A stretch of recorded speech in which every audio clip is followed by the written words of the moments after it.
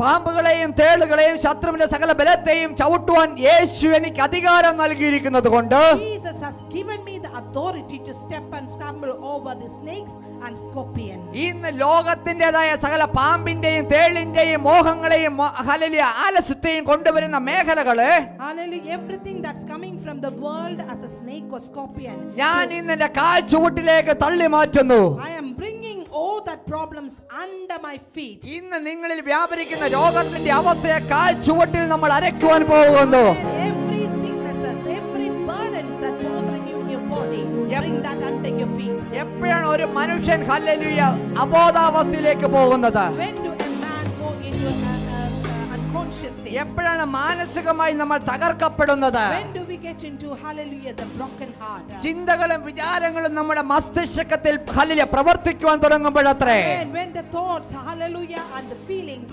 overcome our brain, and that's where the problem starts. അതുകൊണ്ട് ലോകത്തിന്റെ യാതൊന്നിനും പ്രവർത്തിക്കുവാൻ തക്കവണ്ണം ഉയരുവാൻ നമ്മൾ സമ്മതിക്കരുതത്രേ. Not let anything that you put under your feet to grow above the feet. ഇന്ന് കുടുംബ ജീവിതത്തിന്റെ വിഷയങ്ങളെ കാൽ ചുവട്ടിലേക്ക് ഇട്ടിട്ട് ചവിട്ടിയാട്ടെ.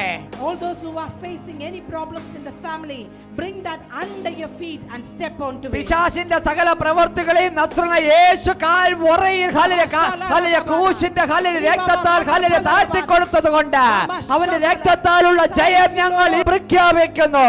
Hallelujah. We are declaring the victory in the Holy Spirit, bringing all your problems, all your worries, all your sicknesses and burdens under your feet.